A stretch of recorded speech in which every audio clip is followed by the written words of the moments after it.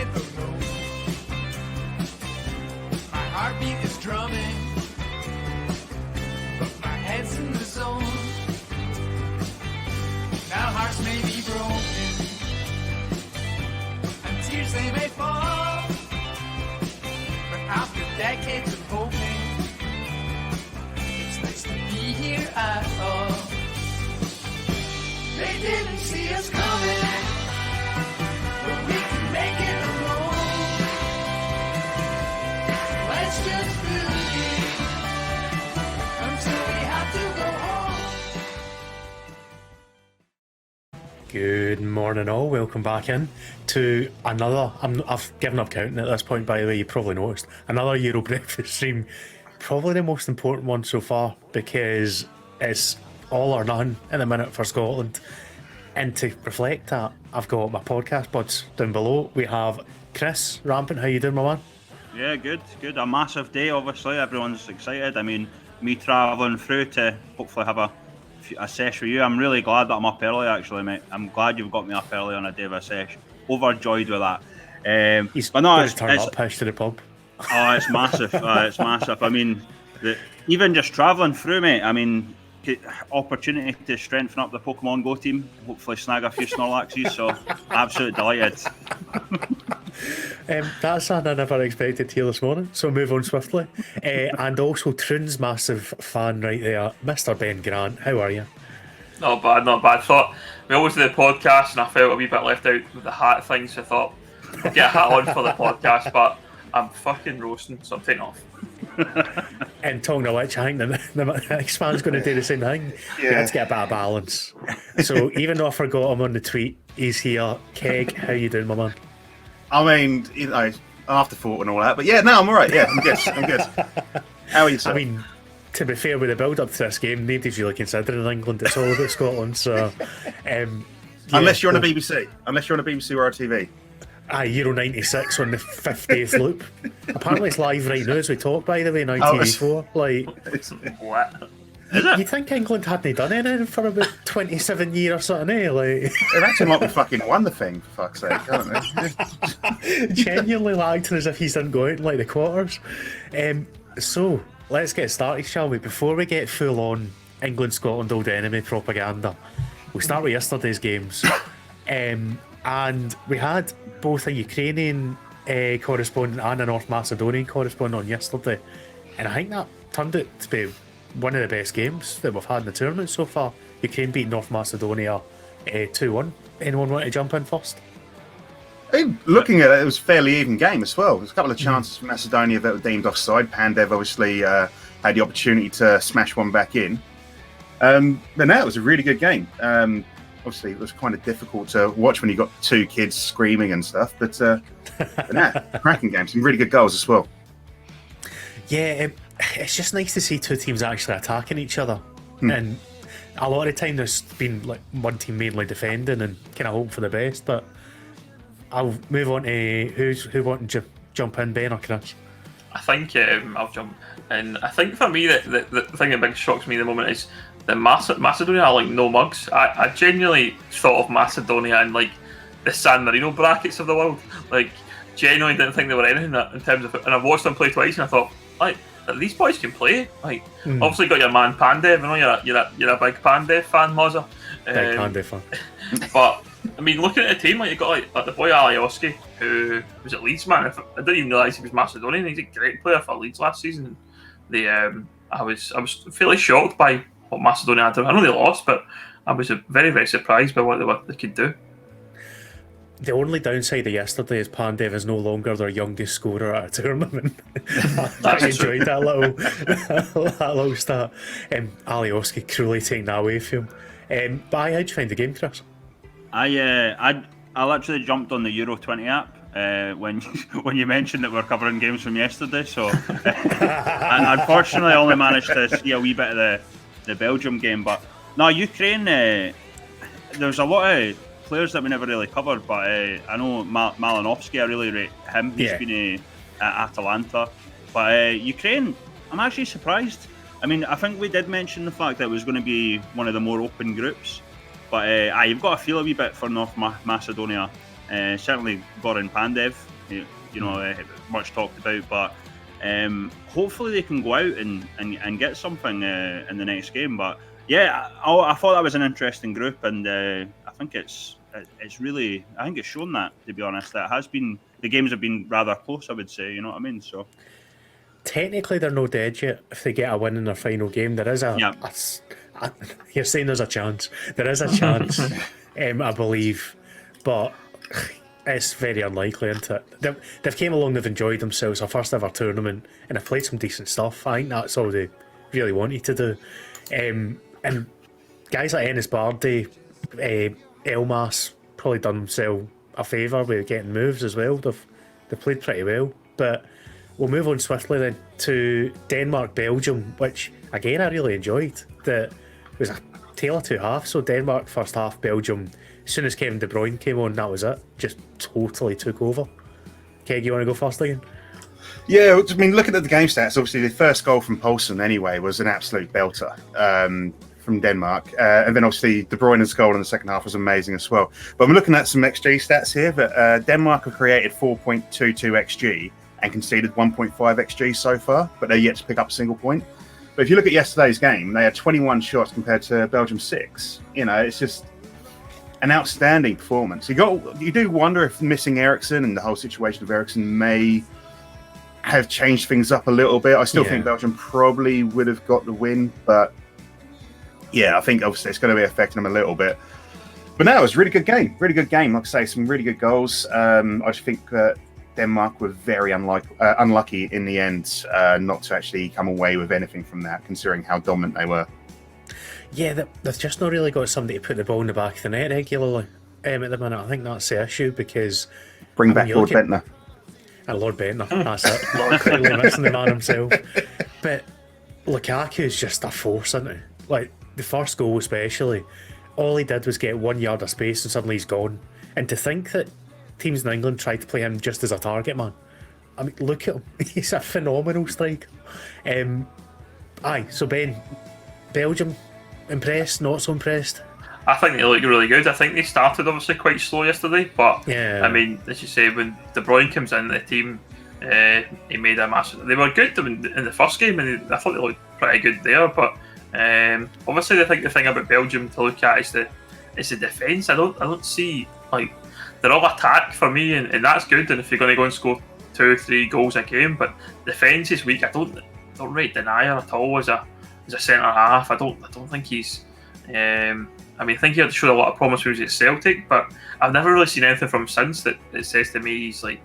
But I guess it's one of those, who have they got to replace him? They probably don't have many kind of top level centre halves, to come in. So, but I mean, Ireland's Bayata, and he's not exactly a top class centre half. So I think that's their issue. But if they can go out and scud teams 3-4-0 every time, they'll win the tournament easy. But I loved it. I love De Bruyne. I mean, as a player, even for City, he's just phenomenal. It's just completely different. In terms of Denmark, I think, as Keg said, I think the Eriksen thing really has affected him. Not only from what happened in the situation where I'm taking ill and stuff, but from a playing perspective, he's the focal point of their team. He's like their best player by a far stretch. And I mean, he's like our Kieran Tierney. Let's be honest, the way everyone's talking. Do you know what I mean? A controversial statement when we got Andy Roberts in the same team, Big Owen. I'm just kidding. The way he's talking about Kieran Tierney is like as if he's the god. But I love Eriksen, ex-Spurs player. Me and Chris love the Spurs, and obviously wish him well. Hope to see him back playing at some point. But it'll be. I think he's just totally knocked the wind out their sails, Denmark, and they'll be lucky to get anything, I think, at this point. Yeah, the latest for Eriksen was he's getting fitted with essentially a pacemaker at this point, but that doesn't necessarily mean he won't play again, because Daley Blunt had one of those installed and he's played. I think it does exclude him from Serie A, though. It possibly does exclude him from Serie A, because I think there's a kind of wellness rule in that. Right. Sure. Yeah. Well, Spurs can do a centre mid, so. To be fair, these rules can get changed on a whim, can't they, for certain players? So we'll see what they do. But Spurs need more than a centre mid as well. So. Well, It's busy the manager, never mind players. Gattuso said no again today. But I've just got a wee bit of clarification because I forgot head-to-head comes into this. North Macedonia are officially out, so All right. Okay. game's a bogey for them. Thomas Vermaelen still getting in the Belgium squad shows how poor their depth is. DM saying, when you've got him, Boyata, Denaya, Vertonghen. it's not the biggest and it's not the most impressive, is it? But they still look pretty good, Chris.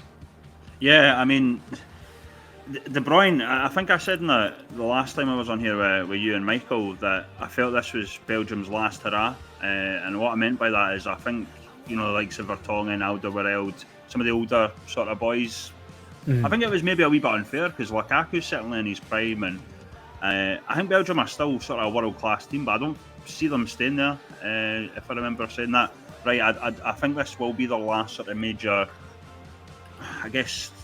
Don't get me wrong, obviously in the World Cup they could probably do a wee bit of damage. They still have a decent team, they've got a few decent youths coming up, but I think this is that group of players' last sort of time together. But for Denmark, I mean, we talked about Christian Eriksen. You guys have talked about Christian Eriksen. I'm not going to lie, I was almost in tears when that happened because, like Ben said, former Spurs player, I love Christian Eriksen, and albeit his last couple of seasons at Spurs probably one of his best. I mean, he's still Tottenham, so I was praying. I'm not a properly religious person, but I was praying when that happened. I was gutted, but hopefully he can play again. I don't know the rules in Serie A, but if he can get a move away and still play, I'll be delighted for him because it did look really worrying at the time. Obviously, the broadcasters got a bit of stick for showing that, which they shouldn't have done, and rightfully they got the stick for it. I mean, I never want to see anything like that again, personally. Yeah. But yeah, in terms of Denmark, I think they are missing Eriksen. I think it's been covered, but definitely he's their main sort of playmaker guy.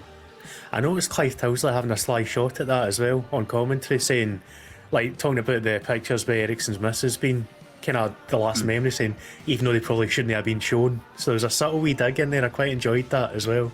A wee bit of beef between the broadcasters is no bad thing. But Deer Hunter will get there and we're not losing, right? There's my prediction, my bold prediction. Apparently he won't be able to play in the APL either, so he's not going to Spurs with his pacemaker installed. Probably find that most of the leagues have the same sort of rule in place. Like maybe even a UEFA rule for some teams, so maybe it might struggle to get a game. Maybe he can go to MLS or something and play in America and make a bit of wedge out there. He can go to the Eredivisie if Daley Blind's there. So yeah, it's slightly different at Daley Blind though, because Daley Blind's never had total cardiac failure, whereas Eriksen has. That's the difference between the two. So. But there's your final word for Schaefer. I think we've agreed. Kevin De Bruyne just ridiculous. Totally changed the game when he came on, and he knew it as well. He's got that cockiness about him that's not arrogance. It's just he just knows how good he is. You know what I mean? And I love watching him. He's just a ridiculous player. But it's a joke, Harry. Getting into the just a joke. Joke fucking players. Keg's used to hearing that about Ipswich Haddies in a different setting, obviously. Yeah. Netherlands to Austria now was a final game. Austria looked a bit rubbish, I'm going to be honest. They gave us a bit of a false stone against North Macedonia. They just didn't have anything going forward really in this one. And the Dutch aren't that great, I don't think, and they still reasonably comfortably won this. Dumfries scored another goal, so Scotland are on the warpath in another way, but yep. I don't see the Dutch doing much, even though they got a win. No, I mean they weren't overly convincing. I mean, I caught the first half, and they were definitely the better team. Obviously, Austria missing Arnautovic, which he should be missing for one more game, well, at least one more game. I can't believe he's only missing for one game after what's said. If you know the context of everything. But looking at the stats, Austria had more possession. It's just, Netherlands done a bit more with it. They just, I don't know what is missing there. Maybe Virgil van Dijk, because he is injured, and he does make a massive difference to the teams that he plays in. You saw it with Liverpool; they missed him quite a bit. He gives teams the confidence to get forward a bit more. I don't know. I think if they come up against like France, they're going to come unstuck very quickly, or even Portugal. You know, the way they've been playing recently, I think they'll come unstuck quite quickly. But we'll see. We'll see. It's not the most convincing, but I think they probably guaranteed to go through. They've got Macedonia last, haven't they? So Yes, yeah. yeah. So I think they've guaranteed themselves to go through. But yeah, no, it's going to be interesting to see what happens in that group now with Ukraine and Austria both on 3 points and taking each other on next as well. But yeah, that Ukraine-Austria game looks really tasty now, doesn't it? You know that Ukraine quite like to throw it about as well, so that'll be a cracking watch. I kind of agree with their saying Netherlands will get a look at a team that will win their group, then get straight knocked out in all 69. That's pretty accurate, to be honest. And everyone seems to be in agreement, which is unusual in here, that the Dutch aren't doing anything. But what did you think of that game, Ben? So I'm going to go against the grain. I thought the Netherlands were excellent. I thought they looked really good. I think the Virgil van Dijk thing is probably a concern when it comes to, as you say, playing the bigger teams. But I think the team they've got, majority of them are quite young as well. I think is the other thing that they'll kick on from this, and those guys are sitting there on the bench that can replace the guys that are getting a little bit older. You've got obviously Wijnaldum's a phenomenal player. He looked excellent last night. He just absolutely strolled that game. But when he kind of gets on, he's what? I think he's like 30 or something. So he's probably looking at maybe one or two competitions left.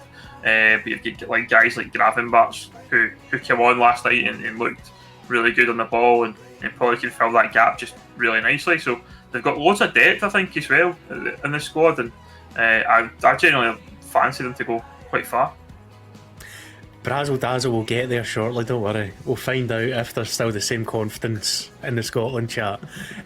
But just to kind of round off yesterday's games, Chris, kind of any thoughts to throw in with that Holland-Austria game, the Dutch one? Yeah, I mean, I didn't fancy the Netherlands. I agree with some of you that like I just don't see them going far. But I think it's always interesting in like the Euros or the World Cup, because if you get through the groups and it becomes a knockout, wee bit of luck here and there, and they could potentially go far. But I reckon if I think someone mentioned obviously France, but if they get a France or Italy, I think they're out. But if they get someone that's maybe not as strong, then they might have the opportunity. But I personally don't see them going too far. Depending on, I don't know if it's like properly worked out who they might get in terms of seconds, but if they are going to obviously finish group leaders or whatever. But I could maybe see them getting past the next round. But as soon as they get a France or Italy, everyone's seen how well they've been playing and how world class they are. I just don't see them beating these sort of teams. I mean, I could even see the likes of England handling them pretty comfortably. Yeah. I don't think it needs to be your teams that look ridiculously good so far. I think the lower level will still take care of Netherlands as well, but maybe I'm just being slightly biased against them because the buy's a diving sod. So we'll move on to today's games. We'll get the first two out the road so we can go full on old enemy chat for the rest of it. Sweden-Slovakia is the first one, 2:00 kick-off. I like Slovakia. I think they played well against Poland. Sweden, we don't know if they're any good because all they did was defend with 10 men behind the ball against Spain. Yeah. They've obviously got Izak up front, who's a cracking striker. They've got Berg, who missed an open goal for 4 yards, so I'm not convinced he's any good. But I kind of fancy Slovakia get at least a point here, if not a win. Yeah, I see Slovakia taking it. I mean, they were very confident the other day against Poland. Obviously, I know Poland rely a lot on Lewandowski, and he wasn't exactly getting the ball that he maybe needs, so he would get at Bayern Munich. But I mean, they've got more than just Lewandowski as well, Poland. So I think they surprised a few people with that result as well. And I think they're going to have enough. Because Sweden just didn't look overly confident the other day. I know Spain are Spain at the end of the day, and you're going to try and get behind the ball and defend to try and get a point because they're on paper they're probably the strongest team. But they don't really have a striker. With Morata as your main striker, you haven't really got much to worry. Well, Spain have got a lot to worry about, but Slovakia didn't have to. I don't think Slovakia got much to worry about here. I think they'll take it quite easily. I'd predict a 2-0 win for Slovakia. So Ken's obviously got high hopes. He's arranged a work meeting during the second half, and he's not even bothered about it. I'll come to Chris then to mix things up a wee bit. How do you see this one going, Matt? I think Same with Keg, Slovakia win. Have they got Ilicic? I've not actually been really keeping up with the teams. I've not seen every game, unfortunately, but if Ilicic is in there, he's a massive sort of game Let me changer. quickly double check. I don't think they do. No, not in the They squad. don't. But they've got like They've got Skerner Duda, they've got Mac, they've got guys that played really well that first game. And they've got Bosniak up front, so they've got a very decent squad as it is. I think I still rate Slovakia.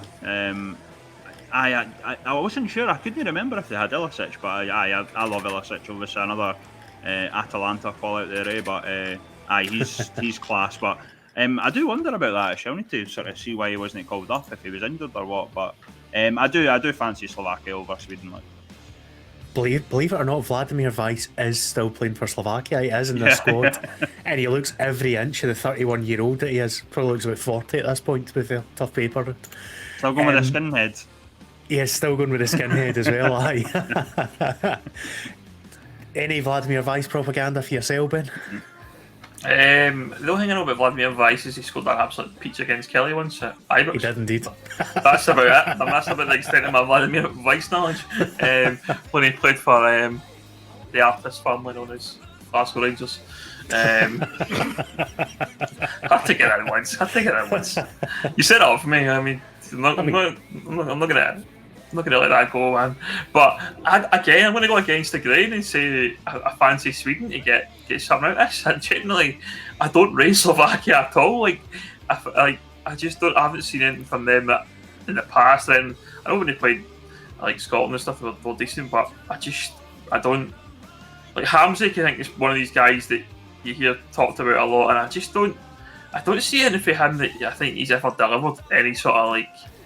Anything that he's ever been talked about has been like a top player. I've never seen it when he's been playing in Serie A or internationally that he's the guy that everyone thought he was going to be. But apparently now he's 33, which shocked me. Didn't know he's that old, but I say that I'm fucking 32. Like he's like an old bastard. But I think I generally think Sweden can nick it. I think they'll be pretty solid, and they'll probably do the same sitting and maybe just try and nick a goal here. And if they can keep a clean sheet, I think they can probably just nick it 1-0. I've kept Wall's comment up there because I think he might have a point. He's saying we're being very harsh in Sweden generally. As much as Spain had all the balls, Sweden had the big chances.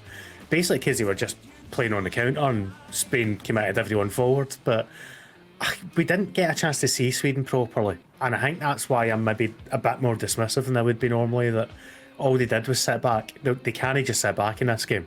They'll see this game as the one they need to win. So hopefully we'll see a wee bit more kind of ambition for them here. But I just think the way Slovakia played against Poland is perfect for playing against Sweden as well. That they can basically sit, soak up some pressure and hit on the counter really quickly. And I fancy them to, at the very least, get a draw. Just on Hamzik before we move on, he is playing for Gothenburg now. He's taking a step down. So he's not in the Serie A anymore. He's kind of winding down very much. But I think he's moved again. I think he was at Gothenburg to keep himself fit for the Euros, but I'm pretty sure. Is he going to move lined up? No, I think he has moved already. If I remember rightly. Oh, he's joining Trabzonspor on the 1st. But he's been playing for Gothenburg the last kind of 6-12 months, and he's not really. It's not the greatest level. I know I'm saying this as a Scot, so it sounds a bit hypocritical, but Jordan Larson Masterclass says DM. I don't know if he'll play, to be honest. I think they'll go with Berg and Izak again, but we'll see. Is that Henrik's boy? Aye. No. Aye. Sorry. For some reason I had Sebastian Larsson in my head there. I don't know. That's his cousin, isn't it? To be fair, I can't believe Sebastian Larsson's still cutting it about for Sweden. That's mental. That he was playing for Birmingham all those years ago and he's still going. That's some longevity. One guy I like from Sweden's that Kulilevsky that plays for Juventus. Yeah, Kulishevsky, yeah. Yeah, he's brilliant. Like, he's a cracking kind of attacking mid, isn't he? A guy that I quite like in FM as well, but we'll stay away from the FM chat. Next then, before we get into the main event, Croatia, Czech Republic in a massive game for Scotland, because we need to hope Croatia don't win that. Otherwise, things get very, very complicated. If the Czechs can get at least a point, at least things are still in their own hands. But we've kind of made it hard for ourselves, as we always do. I wasn't that impressed with Croatia against England. I genuinely didn't think they were up to much, but again, I don't think the Czechs played that well either, even though they beat us 2-0. They've got Patrick Schick up front who did the damage, and that was kind of it. So I don't really know how this one's going to go. We'll go Ben first here. I think you're right about Croatia. I didn't see anything from them against England that they made England, to be quite honest, look pretty good in that game. I thought I was surprised, and somebody's mentioned that Barisic not playing. I think I'm disappointed in that. I thought he obviously had an excellent season with Rangers and expected him to be in that squad and taking free kicks, corners, all the sorts. But I think Czech Republic again, the same against Scotland. I didn't see anything extraordinary from them. I think the first goal that Scotland lost was just a joke defending wise. We got two big guys jumping for the ball, and neither of them can clear the ball. And the striker gets the header. The second one, well, less said about that the better. It's just an absolute ridiculous positioning for the keeper, and it's what it is. So I don't think Scotland were as bad as everyone kind of made out. Obviously, I think that the hype was obviously around the game and stuff, but I think Czech Republic, I think they can get a result against Croatia. I don't know if they win the game, but I think a draw is certainly possible for these two. Yeah, I'm just picking up in the chat there. Stu's right, saying that, to be honest, it doesn't matter if Croatia win this, because Scotland would still need to beat them regardless, unless we beat England, which we'll see. But it goes on head-to-head record, so even if Croatia win this, if we beat Croatia, we'd finish third. The only issue would be we might be on 3 points, not with enough goal difference, depending on what happens later. Barisic apparently had an MRI for a back injury on Monday, so that might have something to do with why he's not playing. I'm stunned that he's not played if he's fit enough to, because just purely for his set pieces and his crossing ability, he'll give Croatia something different. Good little player as well, anyway. So he's a cracking player, absolutely. Right, we'll come to you next then, Keg. What do you think on this one? So from an English perspective, I'd rather see the Czech Republic win. Yeah.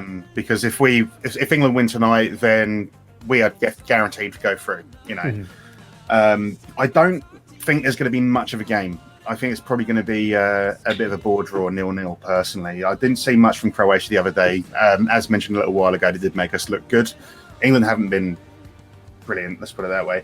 Czech Republic did look like they wanted to counter you guys. Like, you had the much better game with regards to possession and attack, but they just wanted to hit you on a counter. Maybe a little bit of weakness at the back for you guys because missing Tierney, because you normally play him as centre back, don't you, when you've got Robertson alongside. I'm not expecting much. Obviously, for you guys, a draw is probably the best result. I'm not expecting much. I mean, Modric looked lost the other day. Their main sort of creative output, really, but I don't know. He might turn it on a little bit. The pressure might sort of make him think, "Oh shit, I better do something here." But who knows? But yeah, I'm expecting nothing from this game at all. Yeah, I think, to be honest, the optimal result for both England and Scotland in this one is a Czech Republic win, because if the Czechs win, England technically don't want to win this group when you see who's coming up in the first knockout rounds, because you're going to face either Portugal, France or Germany. It's probably going to be Portugal or France, and I think that England would probably get an easier tie the first knockout round. Seeing Southgate's record, he probably needs an easier tie the first knockout round. But if they play it right and the Czechs win this game, suddenly the Czechs are playing them and going out in the first knockouts, more than likely. So we'll see if that impacts anything. It won't impact the game tonight, but it might impact the third group games. We'll see. Chris, any thoughts before we move on to the main event? I didn't think much of the Czech Republic, and I didn't think much Croatia, to be honest. Czech Republic just took their chances. Obviously, if you've got someone like Schick up front, he's can be a difference maker, as shown, scoring from about 40 yards out or whatever it was. I do think it was Scotland's own downfall, as Ben mentioned. Obviously, poor defending. You can blame the keeper for the second one. I kind of don't think Jack Henry should be trying to shoot with so many sort of Czech players behind him. But I guess it's one of those where it really depends on what the manager tell him, because if the manager, Steve Clark, says, right, David Marshall, I want you to be sweeper and get you up the field, then that's not on David Marshall, it's obviously on the tactics and the player. But I don't think anyone, to be fair, I don't think anyone was expecting Czech to hit an absolute screamer like that. But I think the funny thing's obviously a lot of the memes going about for David Marshall. I think you either die a hero or become a meme. I think's the latest, I guess. But I'd love him to have the way to respond to that is obviously having a brilliant performance tonight, set the record straight, run up the pitch 40 yards, screamer right into the top bag.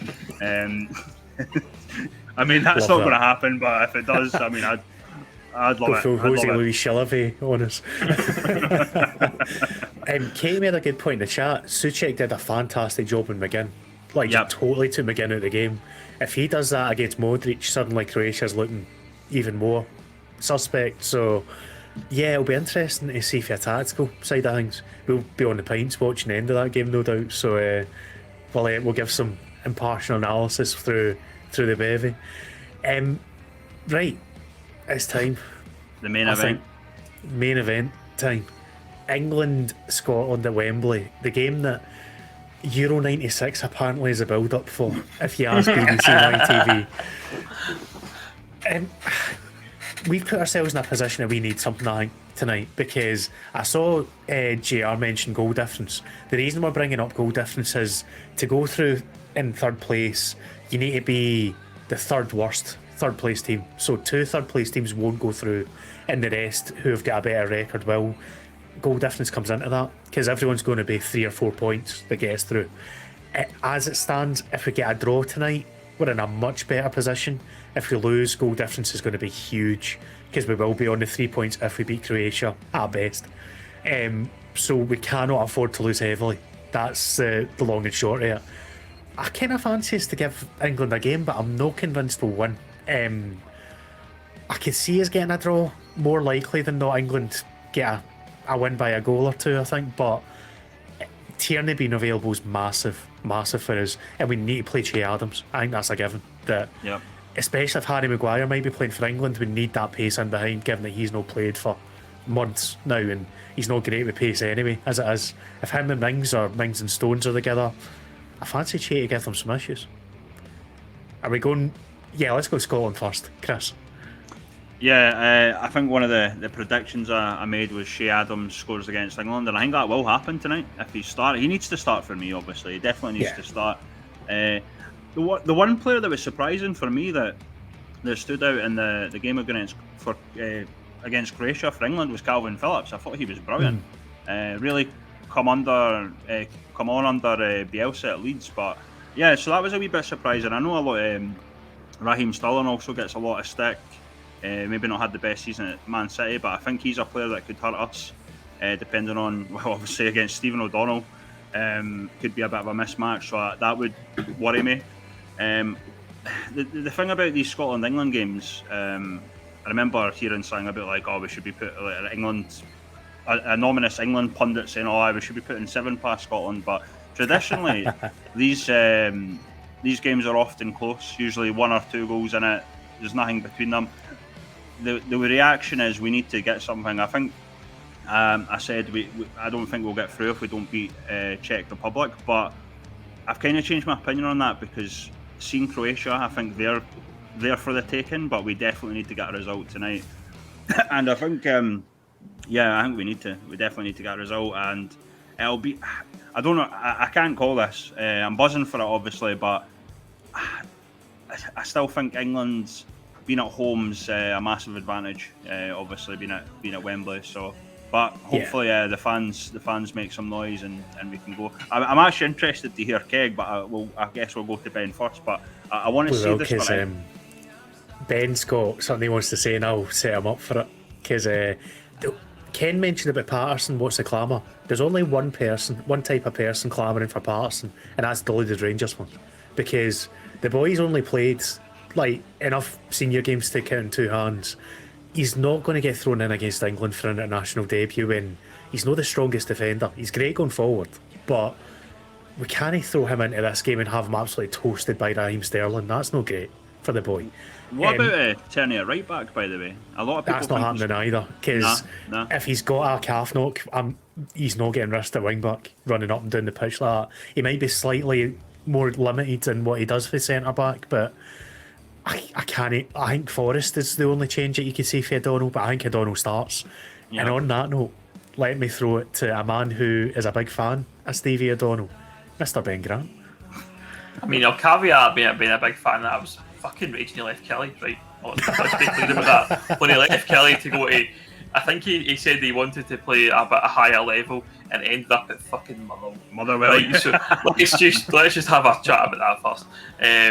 But I think the thing about Patterson, Mozza, you said at the beginning there, the only people that are desperate to see Patterson are Rangers fans, right?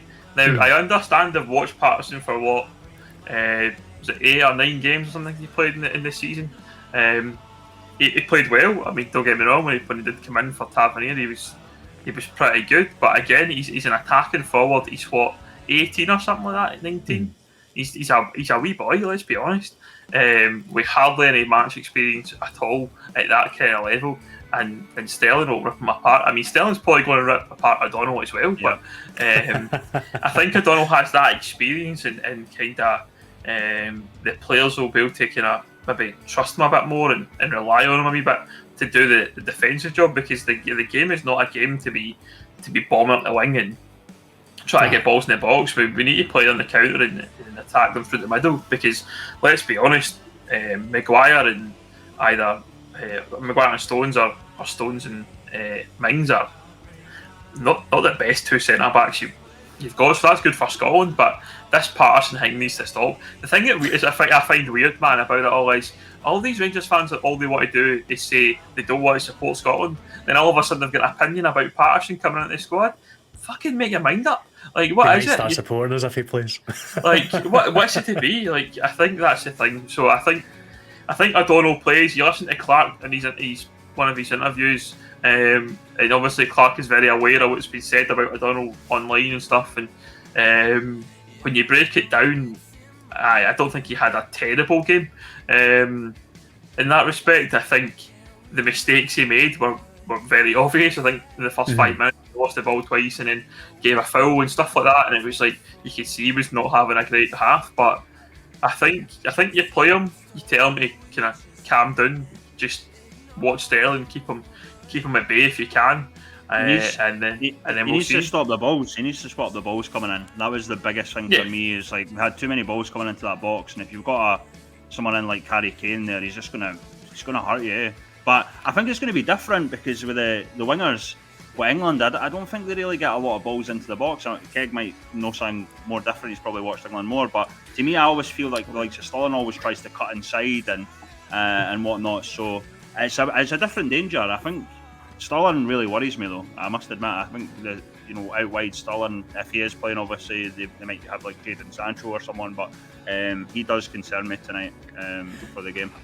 Brazzle Dazzle, that's a different Patterson. We're talking Nathan Patterson, who's a Rangers defender. It's just broken through, mate. I know you're very, very kind of in the camp that England are going to give Scotland a hiding tonight, though. So I noticed Keg's been very patient, just smiling away in the background, just waiting to say his piece. Let's hear it. Well, I'm talking about Patterson. Right? I've not seen much of him play because I've not had the opportunity to watch much football in the Scottish Premier League this year. The one thing I will say, you've got a certain young Jude Bellingham who's played. Yeah, he's not played a huge amount of games. He's played less than 30 for Dortmund, mostly as a sub. But he's maybe sometimes worth chucking confidence in a player that might be able to help you out. So maybe potentially not shit on your parade there, Ben, but but maybe sort of like to say if he thinks they're going to make a difference, if he thinks he can make a difference, if he's your better option and he's played better and he's been more informed, then maybe take the opportunity. As for the game itself, I don't think we're going to change. I don't think the lineup will change for England. I think it's going to go the same shape. Maybe they'll bring in Maguire instead. I'd rather they didn't, because I'm not the biggest fan. Like you say, Che Adams got pace. Maguire is about as mobile as a fridge. Yeah. And I don't know. It's hard to say. Sterling's probably been our better player when it comes to finishing and creating chances recently. As much as I'd rather see Jadon Sancho in the squad, I think Sterling could cause you some issues at the back there. Yeah. But it's our biggest attacking threat doesn't seem to be getting much ball, though. Harry Kane doesn't seem to be getting much ball at the moment. And arguably, what's third best out-and-out striker in the world behind Lewandowski, and I don't know who else really. He's up there anyway, but just not getting the ball to him. Cristiano Ronaldo, I don't know who else. Out-and-out striker. Out-and-out striker I'm talking about. Cristiano Ronaldo's sort of like more sort of... He sort of plays wide and comes in, you know. I'm sort of like, as an actual number 9, Haaland can. There you go, yeah. But yeah, I'd say Haaland's probably above him in ability. But yeah, you know, there's a few people there, you know, that he's definitely up there, basically. But I don't know. I don't normally rate Kane third best. I don't normally rate England players. I really rate Harry Kane though. Like if you've ever listened to me talk about England before, you know that I'm very aware of our ability. Like a lot of people overhype English players. Oh, they're world class. They're world class. No, they're good. That's and most of them aren't world class. Most of them are just good.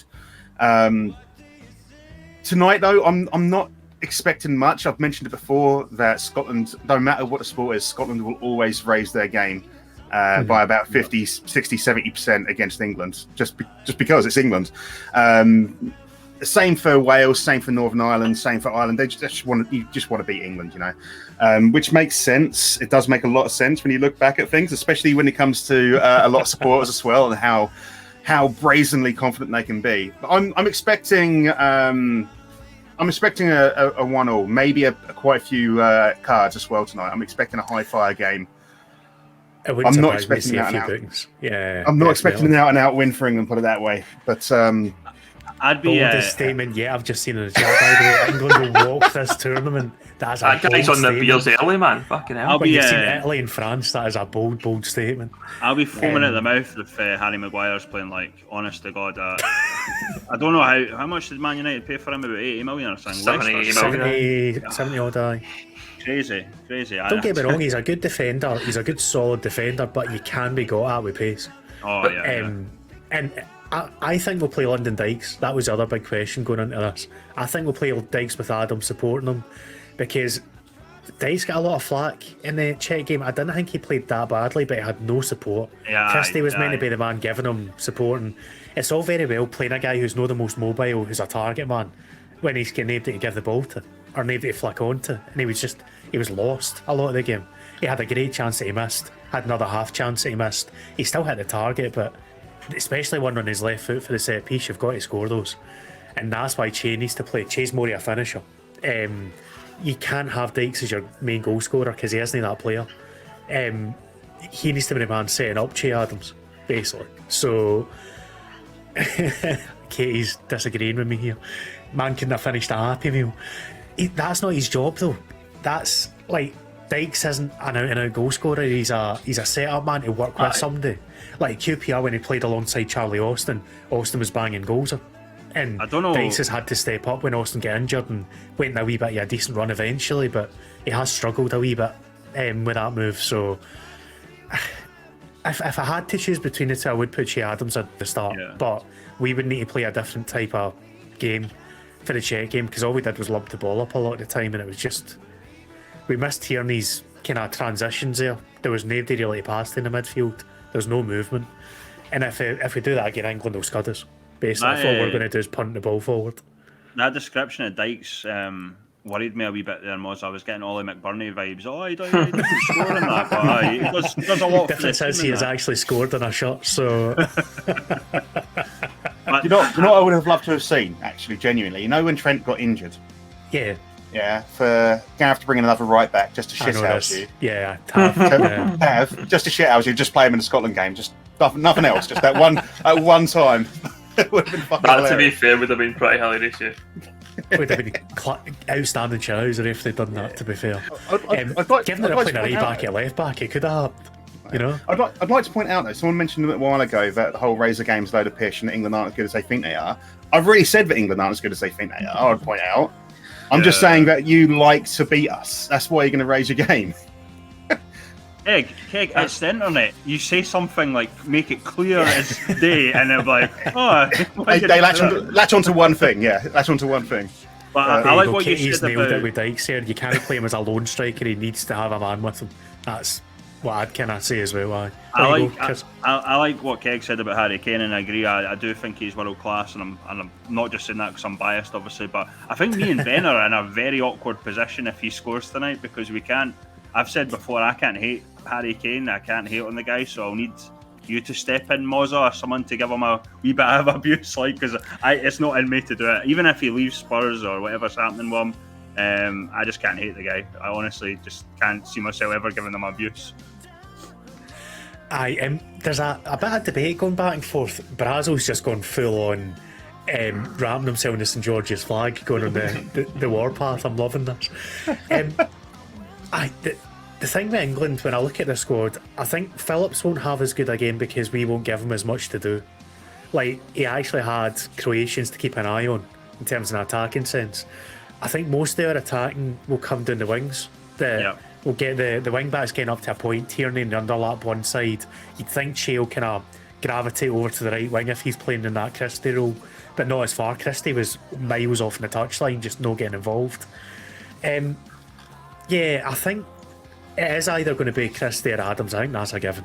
And I'd like to see it being Shea, because I don't see us scoring if it's Christie and Dykes as our two attacking players there. But we need to get the first goal, is the other thing I'd say. If we go behind, we're in a bit of bother, because we're not set up to play from behind. And you can tell that against the Czechs, that we need to basically quell the crowd, quell the atmosphere, stay in it for the first 20 minutes and get the first goal.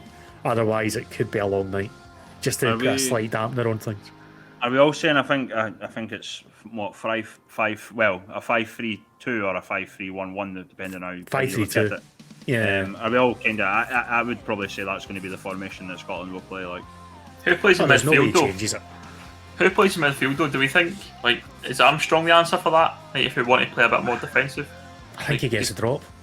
I think he has to get dropped.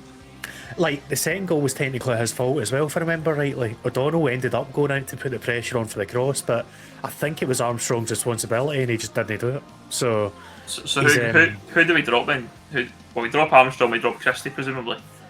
Aye, that's what I would do personally. And then I'd actually throw Billy Gilmore in. I know not a lot of folk would, but I know I can hear it already. I'd play McGinn, I'd play McTominay, and I'd play Billy Gilmore instead of McGregor. I think McGregor's the one that would come in if you're Steve Clarke, because he just loves the guy. But Gilmore's our best ball player. And I know he's not got the experience, I know he's dead young, I know he's a wee guy. But I just think that he's a kind of player that would thrive in this setting. Like, he plays in England, he's well suited to playing against a team that play their way, their style. And we need somebody at the end of the day to put their foot in the ball, because that's not... McGinn's a drive and run kind of guy. McTominay's a ball winner. We need somebody in centre mid who's better than McGregor at keeping possession. And I think that's Gilmore. Obviously, I said on the last time we talked about it, I didn't think Billy Gilmore should play in the first game because of pressure and his age and stuff. I'll change my mind, and this is where people are like, he's a hypocrite or whatever, but I think it's different in this game because he'll be coming up against players that he knows if he's played for Chelsea against, the other players that play in the EPL. So I would chuck Gilmore in. I don't think Steve Clarke will, but I would definitely give him a try in this game, because a lot of the players he'll know, being at Chelsea and having come up against, previously as well. So I do think the problem with Stuart Armstrong is, I think you mentioned it, Mozza, but he was getting played out of position, and I think it's similar with some of the other midfielders, apart from maybe Scott McTominay and McGinn. But Gilmore, it makes sense to me to bring in Billy Gilmore for this game.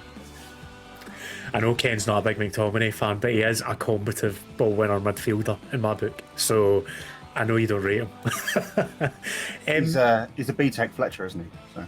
Yeah, he's basically Dan Fletcher Mark II. That's exactly what he is. Apart from he's a wee bit more combative and more likely to get booked. But there's a few kind of things thrown up in the chat there. One of them is talking about Jack Grealish. I don't think he plays for England because he was interviewed yesterday and he said, if I come on, I'd love to have John McGinn as a joke. But he said if I come on, I think he knows he's not going to start, and that's a good thing for us, I'd argue. But I'm glad because I think he's one of Yeah. the better players in that really midfield. Obviously, Foden's ridiculous at the moment, but Grealish, I think for me all season was excellent. Even though he had an injury stuff and he was out for a few weeks, but he just was. He would rip Scotland apart. That's how I feel like, and I'm glad he's not playing. I'd rather see Sterling in the park because Sterling's not had a great season last season, really. But yeah, definitely glad to see Grealish on the bench and hopefully he stays there for the full game. the only reason I want to see Grealish on the pitch is to see him and McGinn go for a 50-50. That's it. Just bring him on the last 5 minutes and let them just go hammer and tongs at each other. What do you think about Grealish, Kev? Do you think he should be playing? You know what? My biggest issue with Grealish, right? I like him. I don't necessarily think he should be starting, but my biggest issue with Grealish with the England squad is the fact he's obviously goes to the ground a lot. But I don't understand why Southgate didn't then bring in Ward-Prowse. Like, you've got someone jumping to the ground all the time, and you've got a set-piece specialist. I don't know. If you'd had them two combined, I think we'd maybe have an easier ride in the tournament. I don't think he should necessarily start. I think coming on as an impact sub might be the best thing for him. Just because it'll be a big mental hit. I think if you got someone coming off and then you see someone like Grealish coming on, people are just gonna go, "Oh fuck, right, okay." That's for me the thing. I think it'll be better off coming on because we do have a lot of attacking talent. It's kind of difficult trying to figure out where to fit him in. But if you got someone, I mean, who do you drop for him to bring him in? That's the thing. Like you say, Foden's in form. Yeah. Sterling's playing well. It's just like. Don't know. The only thing I don't want to see genuinely is Foden to score a goal with his bleach blonde hair and then do the dentist chair. I don't want to fucking see it because I just know the amount of shit we're gonna hear. But yeah, I don't want to see it. It's just going to be shit from England fans as well. But, I'll just get I played. don't want to see that either, mate. I'll just get played for the next 20 odd years anyway, mate. So yeah, I mean, yeah. You move over Euro 96. What's the thoughts on what Stu's saying there? Because there's rumours going about of Sean James coming in at fullback, which would suggest England going a wee bit more attacking on the wings, or just try to force the wing backs to stay back. Is the other thing, because that's a big attacking outlet for us in the counter with Robertson and. I think Jamesy Forrest might be the right wing back, but he's probably going to pick Stephen O'Donnell for defensive qualities. I'm not going to lie, I'm not that bothered with James because I think he's still quite inexperienced. He had a great game in the Champions League final, but he's still capable of being quite average in games here and there. He's a bit patchy. I'm surprised it's not Chilwell. Surprised if it's Shaw that he plays because I think Shaw's been in for me. He's a player I had written off, to be honest. Quite maybe unfair after his injury issues, but he's came back. Look, Shaw like, and I do like Ben Chilwell as well, even though he plays for Chelsea. But I would probably play Shaw over Chilwell, to be honest. Given the form, I think it's a difficult one because we obviously mentioned England, and Keg was saying some players are overrated, but there is genuine sort of quality in that team, and England probably, one thing we've probably not talked about is England definitely have more depth than us, I would say, in terms of who they can bring in and who they can bring on. Luke Shaw would be interesting for me. Again, I think if there is going to be a danger from England, it's probably going to be coming out from out wide and into the box, depending on how deep Harry Kane is. I would rather see Trippier play personally over Shaw. Because I don't think he's that good. He was all right at Spurs, and then he left to go to Spain and stuff. And playing in the Spanish league is a different beast to playing in the Premier League in terms of physicality and timing the ball and things like that.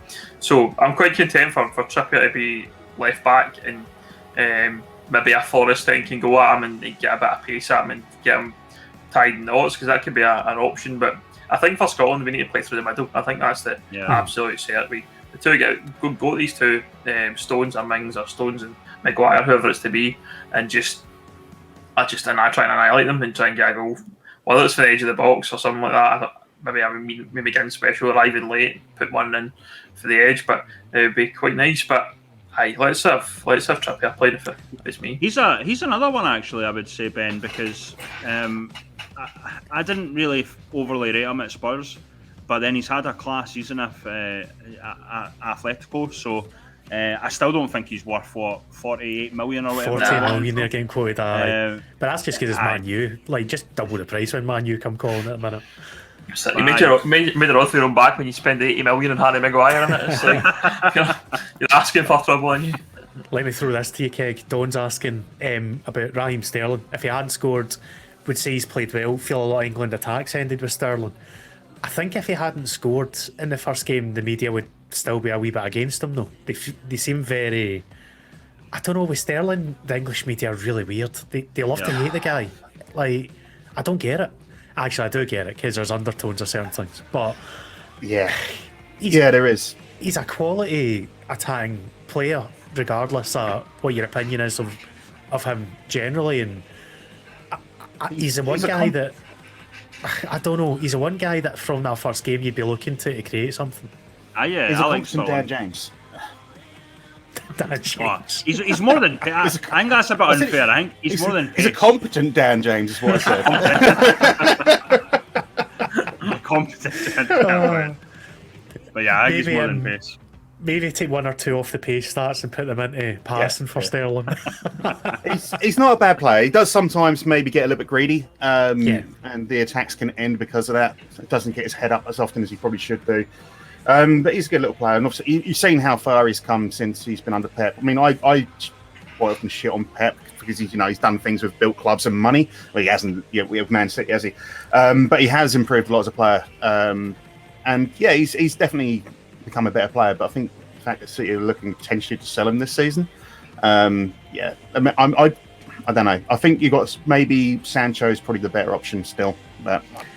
He's done all right. He's done enough to create some issues the other day, and has done previously as well. So Sancho's not really done much in that England jersey yet, has he? No.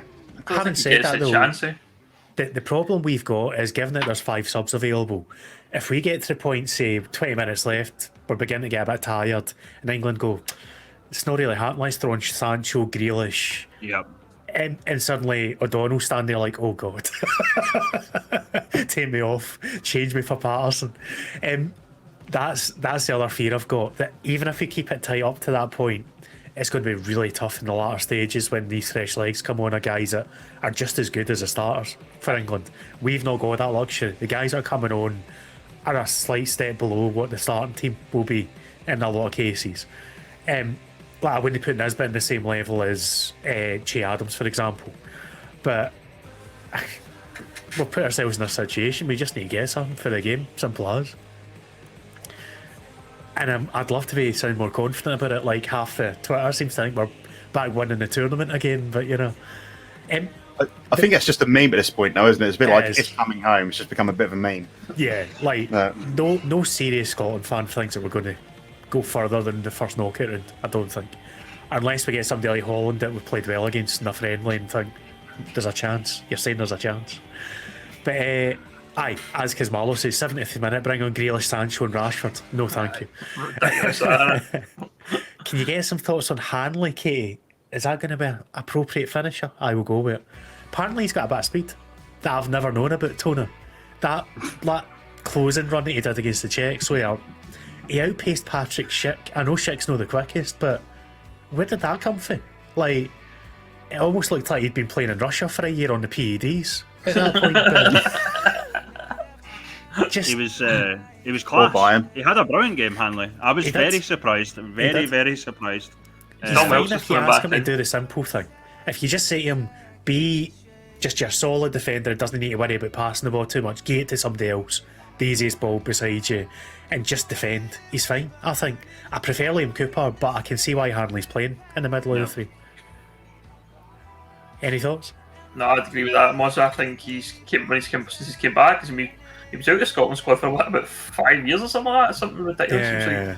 He's came back in and he looks superb, but you say no nonsense, just make sure you do the dirty work and leave the football to everything else, and he should be fine. Right, last question then, because I think the only other selection debate for Scotland was Jack Henry staying in or going out. because Cooper would be his replacement if he goes out. I think he does go out for me. I think Cooper. Okay.